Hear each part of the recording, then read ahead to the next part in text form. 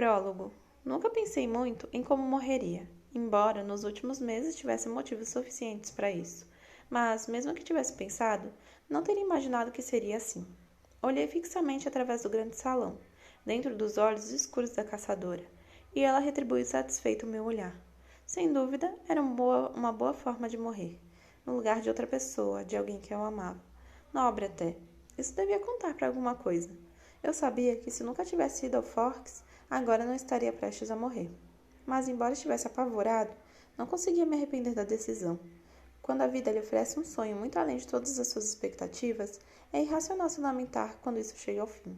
A caçadora sorriu de um jeito simpático enquanto avançava para me matar. Capítulo 1. À primeira vista. 17 de janeiro de 2005.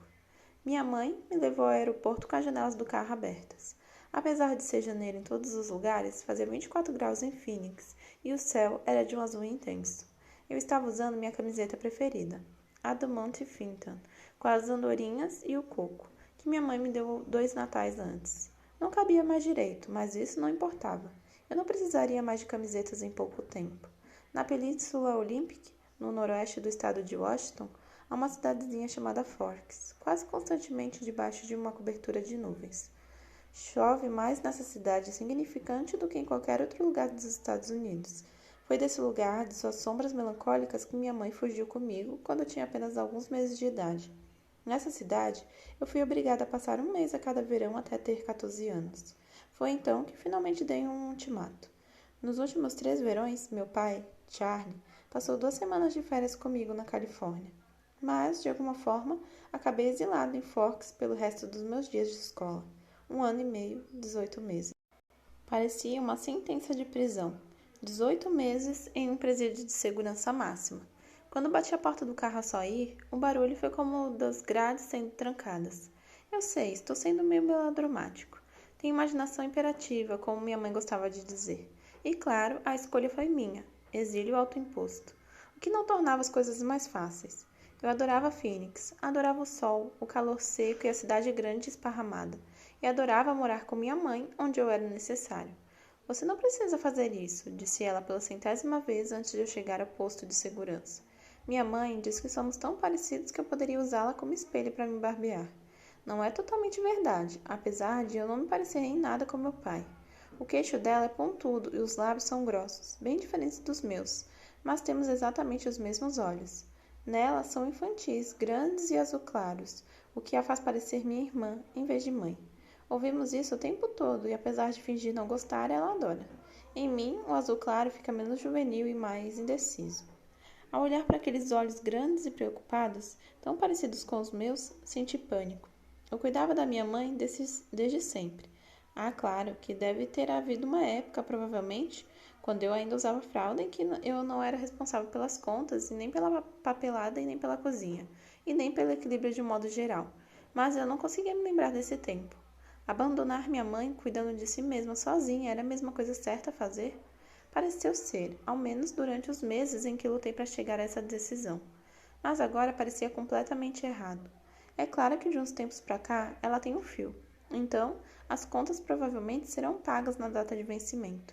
Haverá comida na geladeira, gasolina no carro e alguém para que ela vai poder ligar quando se perder. Ela não precisa mais tanto de mim. Eu quero ir, menti. Nunca menti bem, mas vinha contando essa mesma mentira com tanta frequência, ultimamente, que agora parecia quase convincente. Diga a Charlie que mandei lembranças. Vou dizer. Verei você em breve, prometeu ela. Pode vir para casa quando quiser. Eu volto assim que você precisar de mim. Mas eu sabia o quanto lhe custaria fazer isso. Não se preocupe comigo, insisti. Vai ser ótimo. Eu te amo, mãe. Ela me abraçou com força por um minuto. Depois passei pelos detectores de metal e ela se foi. De Phoenix até Seattle são 3 horas de voo, mais 1 hora em um pequeno avião até Port Angeles e depois 1 hora de carro até Forks.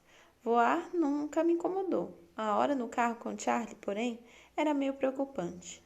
Charlie foi bem legal com tudo. Parecia realmente satisfeito que eu, pela primeira vez, fosse morar com ele por um período mais longo. Já tinha feito minha matrícula na escola e ia me ajudar a comprar um carro. Mas ia ser estranho. Não éramos o que se chamaria de extrovertidos. Talvez essa seja uma característica necessária para alguém conviver com minha mãe. Além do mais, o que havia para ser dito? Eu nunca escondi o que achava de Forks. Quando pousei em Port Angeles, estava chovendo. Não foi um presságio, só era inevitável. Eu já tinha dado adeus ao sol. Charlie me aguardava na rádio patrulha. Eu também esperava por isso. Charlie é o chefe de polícia Swan para o bom povo de Forks. Minha principal motivação por trás da compra de um carro, apesar da verba extremamente escassa, era que eu odiava andar pela cidade em um carro com luzes vermelhas e azuis no teto. Nada deixa o trânsito mais lento do que um policial. Saí cambaleando do avião direto para Charlie, e um desajeitado abraço de um braço só. É bom ver você, Bill, disse ele, sorrindo enquanto automaticamente me ajudava a me firmar. Demos tapinha nas costas um do outro, constrangidos. Depois demos um passo para trás. Você não mudou muito. Como está a René? Mamãe está ótima. É bom ver você também, pai. Eu não podia chamá-lo de Charlie na frente dele. Você está bem mesmo com a ideia de deixá-la? Nós dois entendíamos que essa pergunta não era sobre minha felicidade pessoal. Era para saber se eu estava desviando da responsabilidade de cuidar dela. Foi por esse motivo que Charlie nunca brigou com minha mãe pela minha guarda. Ele sabia que ela precisava de mim. Estou. Eu não estaria aqui se não tivesse certeza. Tudo bem. Eu tinha só 2 bolsas esportivas. A maior parte das minhas roupas do Arizona era leve demais para o clima de Washington. Minha mãe e eu havíamos juntado nossos recursos para complementar meu guarda-roupa de inverno, mas ainda não era muita coisa. Eu podia carregar as 2 bolsas, mas Charlie insistiu em levar uma.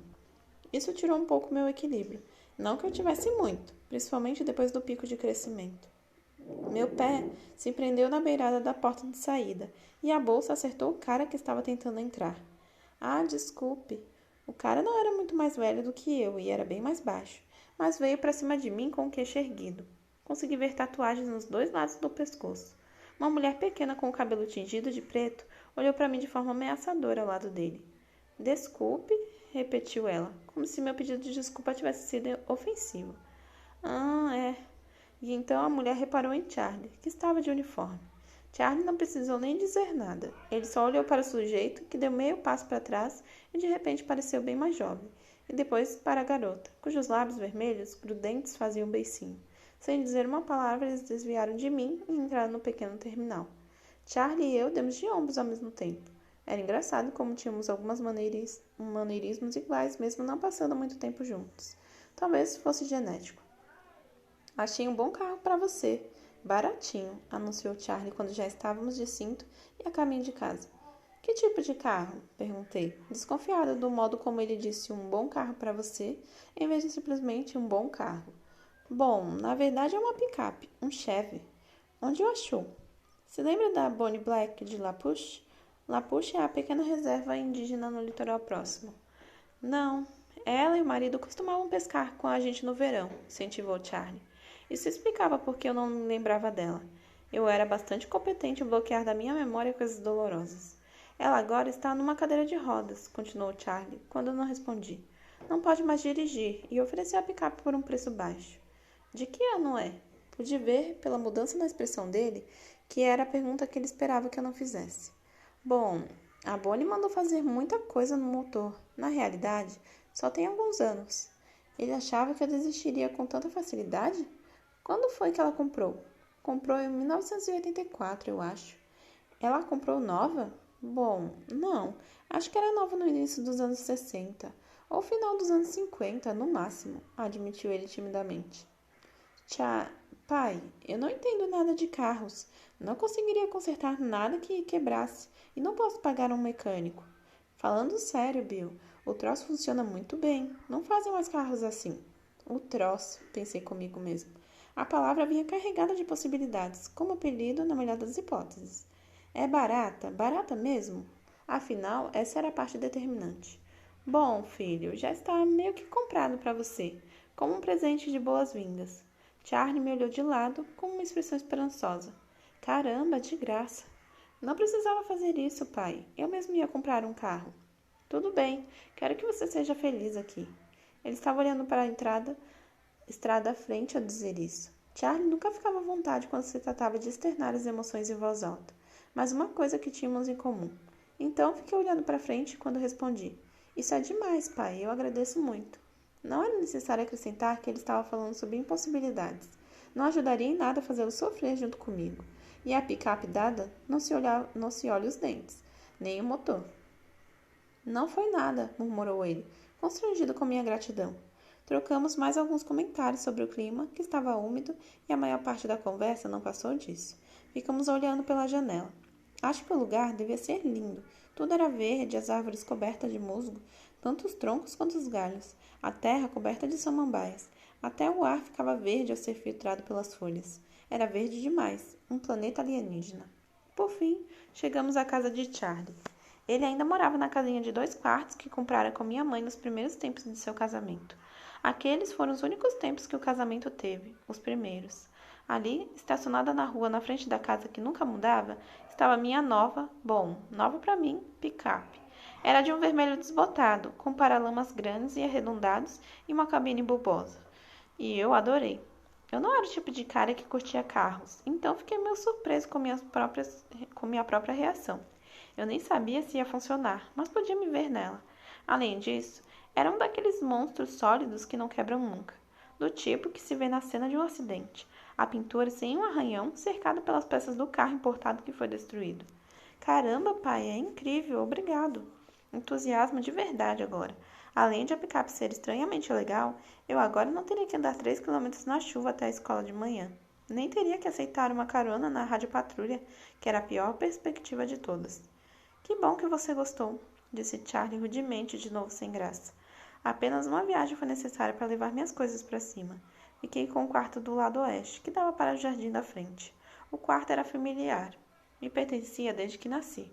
O piso de madeira, as paredes azul claras, o teto pontiagudo, as cortinas surradas quadriculadas azuis e brancas na janela.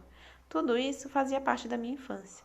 As únicas mudanças que Charlie fizera foram trocar o berço por uma cama e acrescentar uma escrivaninha, à medida que eu crescia.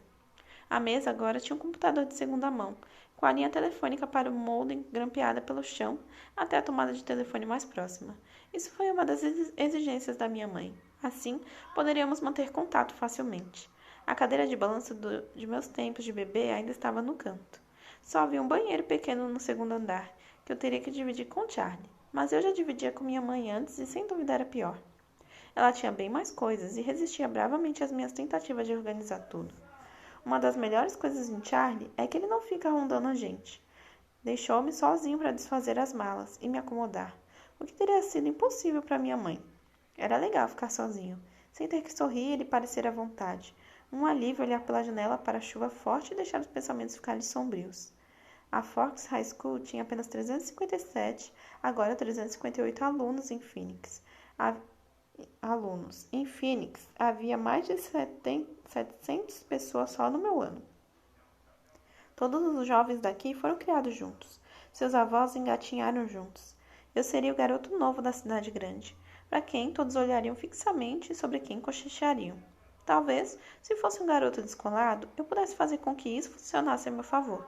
Se chegasse com jeitão popular, de rei de baile, mas não dava para esconder o fato de que eu não era esse cara. Nem o astro do futebol americano, nem o presidente da turma, nem o bad boy de moto. Eu era o garoto com cara de que devia ser bom no basquete, mas só até eu começar a andar. O garoto que era empurrado em armários até crescer 20 centímetros de repente no primeiro ano. O garoto que era quieto demais e branco demais, que não sabia nada sobre videogames e sobre carros, e nem estatísticas de beisebol, e nem nada que deveria conhecer. Diferentemente dos outros caras, eu não tinha um monte de tempo livre para hobbies. Eu tinha um orçamento para controlar, um ralo entupido para desbloquear e compras da semana para fazer. Ou costumava ter. Por isso não me relacionava bem com as pessoas da minha idade. Talvez a verdade fosse que eu não me relacionava bem com as pessoas, ponto final. Até a minha mãe, de quem eu era mais próximo do que de qualquer outra pessoa do planeta, nunca me entendeu de verdade. Às vezes eu me perguntava se via as mesmas coisas que o resto do mundo. Se o que eu via como verde era o que todo mundo via como vermelho. Talvez eu sentisse cheiro de vinagre quando as pessoas estivessem sentindo cheiro de coco. Talvez houvesse um problema no meu cérebro. Mas não importava a causa, só o que importava era o efeito. E amanhã seria só o começo. Não dormi bem naquela noite, mesmo depois de conseguir fazer a cabeça parar de trabalhar. Ao fundo, o ruído constante da chuva e do vento no telhado não desapareceria. Puxei o velho cobertor sobre a cabeça e mais tarde coloquei também um travesseiro. Mas só consegui dormir depois da meia-noite, quando a chuva finalmente se aquietou no chuvisco mais silencioso. Só o que eu conseguia ver pela minha janela de manhã era uma neblina densa, e sentia a claustrofobia rastejando em minha direção. Nunca dava para ver o céu aqui, era como a cela de prisão que imaginei. O café da manhã com Charlie foi silencioso. Ele me desejou boa sorte na escola. Agradeci, sabendo que as esperanças dele eram perda de tempo. A boa sorte geralmente me evitava. Charlie saiu primeiro para a delegacia, que era sua esposa e sua família. Depois que ele partiu, fiquei sentada à velha mesa quadrada de carvalho, em uma das 3 cadeiras que não combinavam, e observei a pequena cozinha, com as paredes escuras revestidas de madeira, armários de um amarelo vivo e piso de linóleo branco. Nada havia mudado. Minha mãe tinha pintado os armários 18 anos antes numa tentativa de colocar algum raio de sol na casa. Acima da pequena lareira, na microscópica sala adjacente, havia uma fileira de fotos. Primeiro, uma foto do casamento de Charlie e minha mãe em Las Vegas.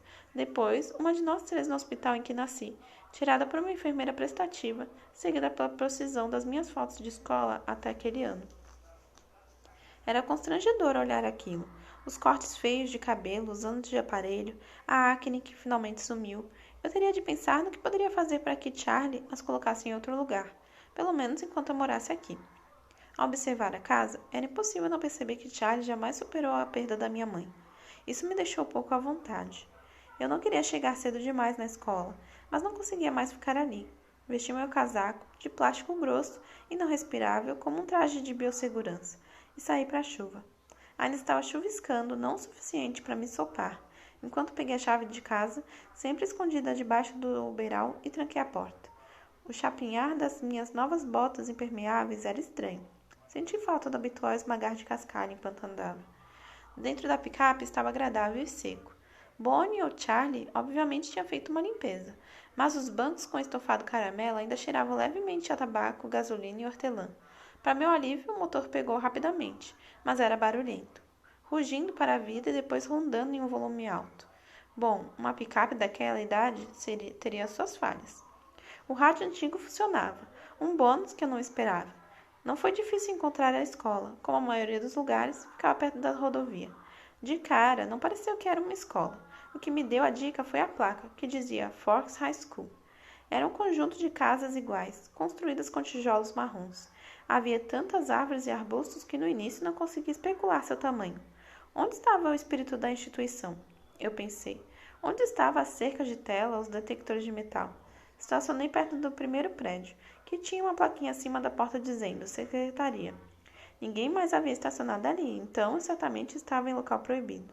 Mas decidi me informar lá dentro em vez de ficar dando voltas na chuva feito um idiota. Lá dentro o ambiente era bem iluminado e mais quente do que eu imaginava. O escritório era pequeno, com uma salinha de espera com cadeiras dobráveis acolchoadas, carpete laranja manchado, recados e prêmios atravancando as paredes. Um relógio grande tic-taqueando ao alto. Havia plantas por toda parte em vasos grandes de plástico, como se não houvesse verde suficiente do lado de fora. A sala era dividida ao meio por um balcão comprido, abarrotado de cestos de arame cheios de papéis e folhetos de cores vivas colados na frente. Havia 3 mesas atrás do balcão. Um homem redondo e careca de óculos estava sentado atrás de uma. Ele vestia uma camiseta, o que de imediato fez com que eu me sentisse vestido demais para aquele tempo. O homem careca olhou para mim. Posso ajudá-lo? Sou Bill Swan, informei-lhe, e vi o reconhecimento imediato nos olhos dele. Eu era esperado, já assunto de fofoca. O filho do chefe de polícia, que tinha uma mãe desequilibrada, finalmente voltava para casa.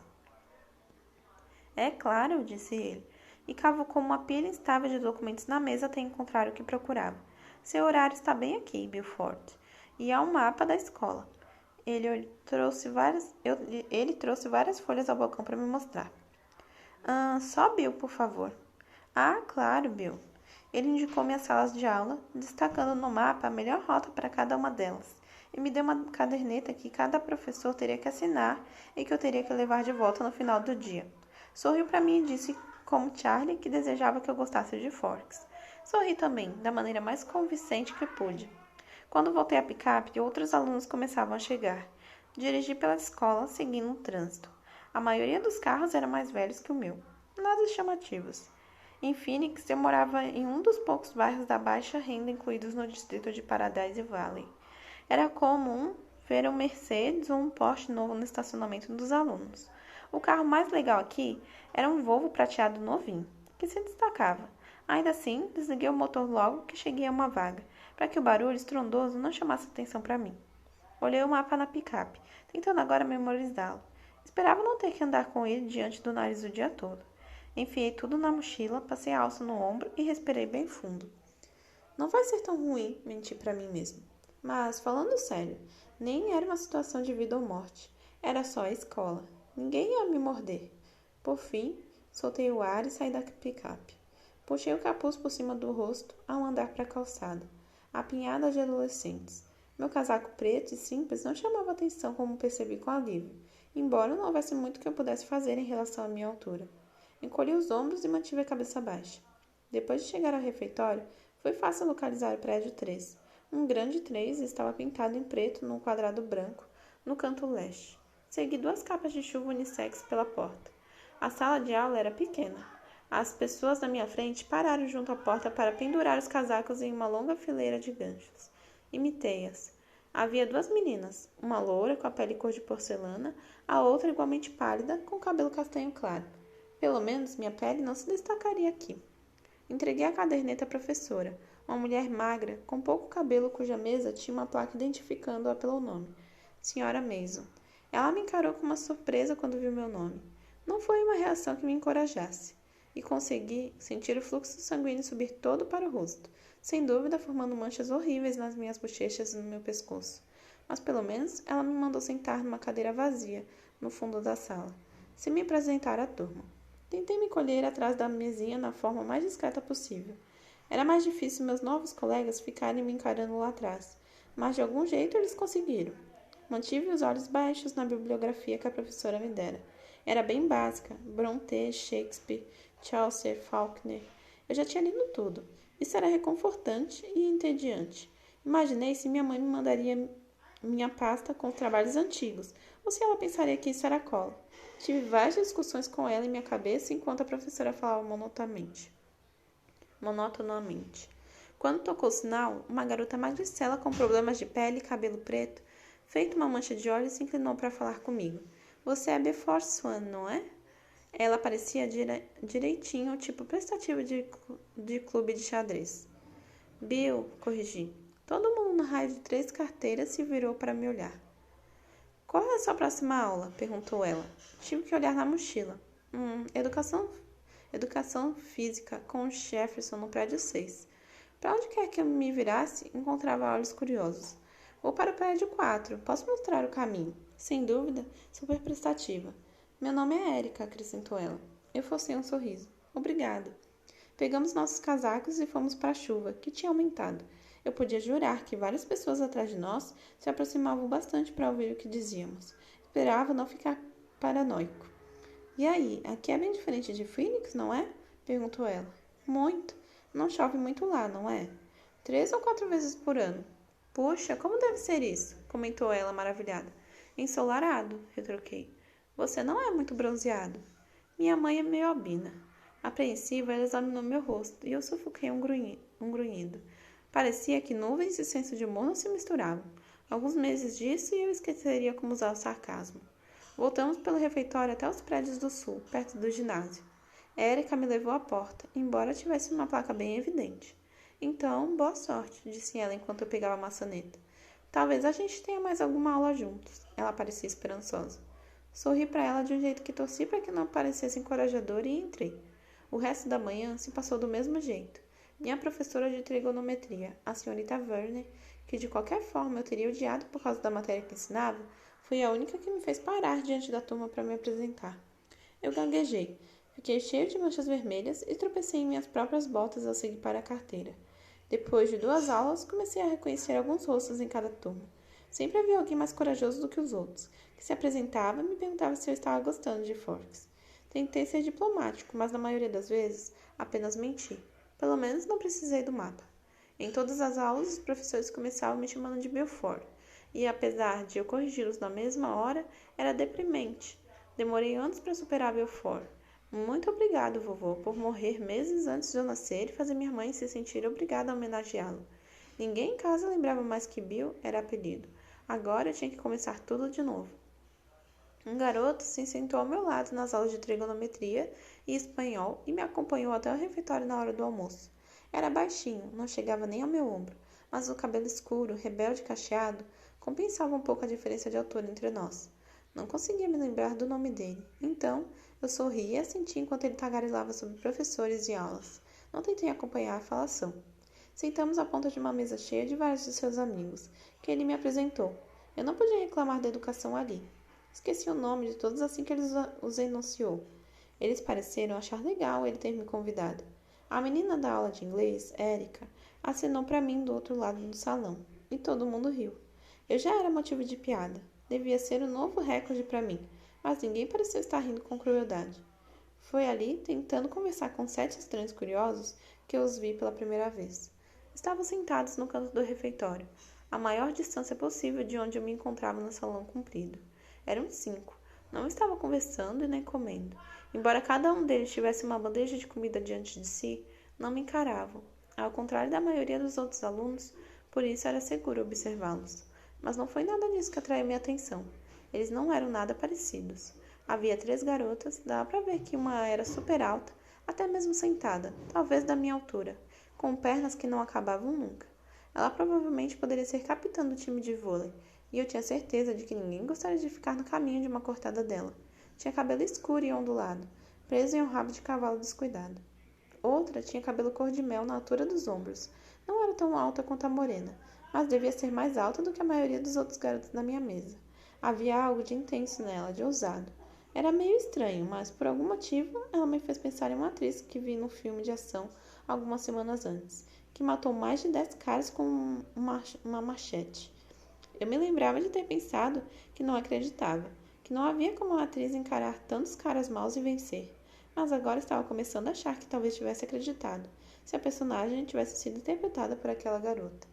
A última garota era menor, o cabelo meio termo entre ruivo e castanho, mas diferente dessas duas cores, meio metálico, tipo cor de bronze. Ela parecia mais nova do que as outras duas, que podiam facilmente estar na faculdade. Os 2 garotos eram opostos. O mais alto, que era mais alto do que eu diria que com 1,95 m ou até mais, era o atleta da escola e rei do baile. E o cara que tinha prioridade no aparelho que quisesse na sala de musculação. O cabelo louro e liso estava preso em um coque na nuca, mas não havia nada de feminino no penteado. De alguma forma fazia com que parecesse mais homem. Ele era descolado demais para aquela escola e qualquer outra que eu pudesse imaginar. O cara mais baixo era magro, com cabelo escuro cortado tão curto que não passava de uma sombra no couro cabeludo. Eram totalmente diferentes, mas ao mesmo tempo eram todos tão parecidos. Cada um deles era pálido como giz, os alunos mais brancos que viviam nessa cidade sem sol. Mais brancos do que eu, o albino. Todos tinham olhos muito escuros, de onde eu estava pareciam pretos. Apesar da variação de cor dos cabelos, também tinham olheiras, arroxeadas em tom de hematomas. Talvez os 5 estivessem chegando de uma noitada, ou estivessem se recuperando de um nariz quebrado. Mas os narizes, todos seus traços eram retos, angulosos. Só que não era por isso que eu não conseguia desgrudar os olhos. Fiquei olhando porque seus rostos, tão diferentes, tão parecidos, eram completa, arrasadora e inumanamente lindos. As garotas e os garotos lindos. Eram rostos que não se via na vida real, só em páginas de revistas ou outdoors, ou em um museu, pintados por um antigo mestre com uma face de um anjo. Era difícil acreditar que eles eram de verdade. Concluí que a mais bonita de todas era a garota menor com o cabelo cor de bronze, embora presumisse que a metade feminina do corpo estudantil votaria no sujeito louro com cara de ator de cinema. Mas elas estariam enganadas. Todos eram lindos, mas a garota era mais do que bonita. Ela era simplesmente perfeita. Era um tipo de perfeição perturbadora e incômoda. Deixou meu estômago embrulhado.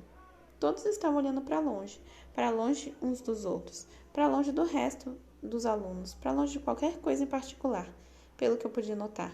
Pensei em modelos posando de forma muito artística para propagandas, em tédio estético. Enquanto eu observava, o garoto magro e quase careca se levantou com a bandeja, o refrigerante fechado, a maçã sem nenhuma dentada, e se afastou com passos longos, rápidos e graciosos apropriados para uma passarela. Fiquei olhando, me perguntando se havia uma campanha de dança na cidade. Até que ele largou a bandeja no lixo e seguiu para a porta dos fundos, mais rápido do que eu teria considerado possível. Meus olhos dispararam de volta aos outros, que não tinham se mexido. Quem são eles? Perguntei ao cara da minha turma de espanhol, cujo nome eu esquecera. Enquanto ele olhava para verificar de quem eu estava falando, embora já soubesse provavelmente pelo meu tom de voz, de repente ela olhou para nós, a garota perfeita. Ela olhou para o meu vizinho só por uma fração de segundo, e depois seus olhos escuros fulguraram para mim. Eram olhos longos, curvados nos cantos, com cílios grossos. Ela desviou os olhos rapidamente, mais rápido do que eu, que baixei o olhar assim que ela se virou para nós. Consegui sentir as manchas vermelhas surgindo no meu rosto. Naquele breve instante, seu rosto não transmitiu nenhum interesse. Era como se ele tivesse chamado o nome dela, e ela olhasse numa reação involuntária, já tendo decidido não responder. Meu vizinho riu uma vez, sem graça, olhando a mesa como eu. Ele murmurou a resposta bem baixinho. São os Cullen e os Haley, Edith e Eleanor Cullen, Jasmine e Royal Haley. O que saiu é Archie Cullen. Todos moram com a doutora Cullen e o marido. Olhei de lado para a garota perfeita, que agora fitava a própria bandeja, desfazendo um pãozinho em pedaços com os dedos pálidos e finos. Sua boca se movia muito rapidamente, os lábios carnudos mal se abrindo.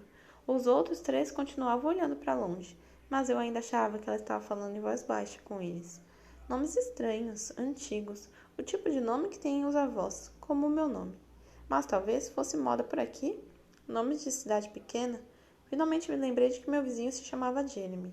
Era um nome perfeitamente comum. Havia 2 meninos que se chamavam Jeremy, na minha turma de história, na minha cidade. Eles são todos muito bonitos. Que minimização da verdade. É, concordou Jeremy com outra risada. Mas todos estão juntos. Royal e Eleanor, Archie e Jasmine, tipo, namorando, sabe? E eles moram juntos. Ele deu uma risadinha e balançou as sobrancelhas de uma forma sugestiva. Eu não sabia porquê, mas essa reação me deu vontade de defendê-los. Talvez só por ele ter falado com um tom tão crítico. Mas o que eu podia dizer? Eu não sabia nada sobre eles. Quem são os Cullen? Perguntei, querendo mudar o tom, mas não o assunto. Eles não parecem parentes, quer dizer, mais ou menos. Ah, eles não são. A doutora Cullen é muito nova, tem 30 e poucos anos. Os filhos Cullen são todos adotados. Os Haley, os louros, são mesmo irmãos, gêmeos, eu acho, e são filhos de criação. Parecem meio velhos para filhos de criação. Agora são. Ray e Jasmine têm 18 anos, mas estão com o Sr. Cullen desde que eram pequenos. Ele é tio dos dois, eu acho. Isso é bem legal. Eles cuidaram de todas essas crianças quando eram tão novas e tudo isso. Acho que sim, disse Jeremy, apesar de parecer que ele preferia não dizer nada. Nada positivo. Como se não gostasse da médica e do marido por algum motivo. E pelo jeito como olhava para os filhos adotivos, eu imaginava que podia haver certa inveja. Mas acho que a doutora Cullen não pode ter filhos, acrescentou ele, como se isso tornasse menos admirável o que eles faziam. Durante toda essa conversa, não consegui afastar os olhos da estranha família por mais de poucos segundos. Eles continuavam a olhar para as paredes e não comiam. Eles sempre moravam em Forks? Perguntei. Eles sempre moraram em Forks? Perguntei. Como eu podia não os ter notado em um dos meus verões aqui? Não, só se mudaram há 2 anos. Vieram de algum lugar do Alasca. Durante toda essa conversa, não consegui afastar os olhos da estranha família por mais de poucos segundos. Eles continuavam a olhar para as paredes e não comiam. Eles sempre moraram em Forks? Perguntei. Como eu podia não os ter notado em um dos meus verões aqui? Não, só se mudaram há 2 anos. Vieram de algum lugar do Alasca. Senti uma onda estranha de pena e também alívio. Pena porque, apesar de lindos, eles ainda eram de fora. Não eram aceitos. Alívio por eu não ser o único recém-chegado por aqui. Certamente não o mais interessante por qualquer padrão. Enquanto eu examinava, a garota perfeita, uma dos Cullen, virou-se e encontrou meu olhar. Dessa vez com uma expressão de evidente curiosidade. Quando desviei os olhos rapidamente, me pareceu que o olhar dela trazia uma espécie de expectativa frustrada. Quem é a garota de cabelo avermelhado? Perguntei. Tentei olhar casualmente na direção dela, como se estivesse dando uma aliviada no refeitório. Ela ainda estava me encarando, mas não com cara espantada, como os outros alunos hoje. Ela tinha uma expressão meio frustrada que não entendi. Olhei para baixo novamente. É Edith. Ela é gata, é claro, mas não perca seu tempo. Ela não sai com ninguém. Ao que parece, nenhum dos caras daqui é bom bastante para ela. Jeremy falou com amargura, depois grunhiu. Eu me perguntei quantas vezes ela o tinha rejeitado. Apertei os lábios para esconder o sorriso. Depois, olhei para ela de novo. Edith. Seu rosto estava virado para o outro lado, mas achei, pelo formato do pescoço, que ela também podia estar sorrindo. Depois de mais alguns minutos, os 4 saíram da mesa juntos. Todos eram muito elegantes, até o rei do baile dourado. Era estranho vê-los juntos em movimento. Edith não voltou a olhar para mim. Fiquei sentada à mesa com Jeremy e os amigos dele por mais tempo do que teria ficado se eu estivesse sozinho. Eu não queria me atrasar para as aulas do meu primeiro dia. Um de meus novos conhecidos, que me lembrou educadamente de que seu nome era Ali, tinha Biologia 2 comigo no próximo tempo. Seguimos juntos em silêncio para a sala. Ele devia ser tímido como eu. Quando entramos na sala, Allen foi se sentar em uma carteira de tampo preto de laboratório exatamente como as que eu costumava usar. Ele já tinha parceiro. Na verdade, todas as cadeiras estavam ocupadas, exceto uma. Ao lado do corredor central, reconheci Edith Cullen, por seu cabelo metálico incomum, sentada ao lado daquele único lugar vago. Meu coração começou a bater um pouco mais rápido do que o normal. Enquanto eu andava pelo corredor, para me apresentar ao professor e conseguir que assinasse minha caderneta, eu a observava, tentando disfarçar. Assim que passei, ela de repente ficou rígida em seu lugar. Ela me olhou tão rápido que fui pego de surpresa, encontrando meus olhos com a expressão mais estranha do mundo. Era mais do que zangada, era furiosa, hostil. Desviei o olhar, chocado, ruborizando de novo. Tropecei em um livro no caminho e tive que me apoiar na beira de uma mesa. A menina sentada ali riu. Eu estava certo sobre os olhos. Eram pretos, pretos como carvão. A senhora Benner assinou minha caderneta e me passou um livro, sem nenhum dos absurdos das apresentações e sem mencionar meu nome completo. Consegui perceber que íamos nos dar bem. É claro que ela não teve alternativa a não ser me mandar para um lugar vago no meio da sala. Mantive os olhos baixos enquanto fui me sentar ao lado dela, querendo saber o que podia ter feito para ganhar o olhar hostil que ela me lançara. Não olhei para cima ao colocar os livros na carteira e tomar meu lugar, mas, pelo canto do olho, vi sua postura mudar. Ela estava inclinada para longe de mim, sentada na ponta da cadeira, e desviava o rosto como se sentisse algum fedor. Discretamente dei uma fungada. Minha camisa estava com cheiro de sabão em pó. Como isso podia ser ofensivo? Puxei a cadeira para a direita, dando o máximo de espaço possível a ela, e tentei prestar atenção à professora. A aula era sobre anatomia celular, uma coisa que eu já estudara. De qualquer modo, tomei notas cuidadosamente, sempre olhando para baixo.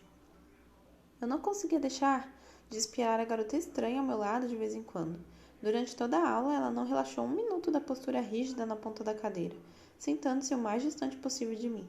A mão estava fechada em um punho em cima da coxa esquerda, os tendões sobressaindo por baixo da pele clara. Isso também ela não relaxou. Estava com as mangas compridas da blusa branca puxadas até o cotovelo, e os antebraços eram surpreendentemente rígidos e musculosos sob a pele clara. Não conseguia deixar de reparar no quanto a pele era perfeita. Não havia nenhuma sarda, nenhuma cicatriz. A aula parecia se arrastar mais do que as outras. Seria porque o dia finalmente estava chegando ao fim ou porque eu esperava que o punho dela relaxasse? Não aconteceu. Ela continuou sentada tão imóvel que nem parecia respirar. Qual era o problema dela? Será que era seu comportamento normal? Questionei a avaliação que fiz da amargura de Jeremy no almoço. Talvez não fosse só ressentimento. Isso não podia ter nada a ver comigo. Ela nunca tinha me visto na vida. A senhora Benner devolveu alguns testes quando a aula estava quase acabando. Entregou um para mim, para eu passar para a garota. Olhei para o alto automaticamente, 100%, e eu estava soletrando o nome dela errado com o pensamento. Era Edith, não Edith. Eu nunca tinha visto aquele nome escrito daquele jeito, mas combinava mais com ela. Olhei para ela quando fui entregar o teste e me arrependi na mesma hora. Ela estava me olhando de cara feia, os olhos pretos e longos cheios de repugnância. Enquanto eu me encolhia para longe do ódio que irradiava dela, a expressão de um olhar, se um olhar matasse, passou pela minha cabeça. Naquele momento, o sinal tocou alto, fazendo-me pular e Edith Cullen sair da carteira. Ela se movia como uma dançarina, com cada linha perfeita do corpo magro em harmonia com o resto, de costas para mim, e saiu pela porta antes de qualquer outro tivesse saído da carteira. Fiquei paralisado no meu lugar, com um olhar vazio voltado para o local por onde ela saiu. Ela era tão grosseira, Comecei a pegar minhas coisas devagar, tentando bloquear a confusão e a culpa que se espalhava em mim. Por que eu devia sentir culpa? Não fiz nada de errado. Como poderia? Eu nem fui apresentada a ela. Você não é Beaufort Swan? Perguntou uma voz de mulher. Olhei para cima e vi uma garota bonitinha com cara de bebê. O cabelo cuidadosamente alisado e uma cortina loura clara, sorrindo para mim de maneira simpática. Ela obviamente não achava que eu cheirava mal. Bill, corrigi com um sorriso. Meu nome é Micaela. Oi, Micaela.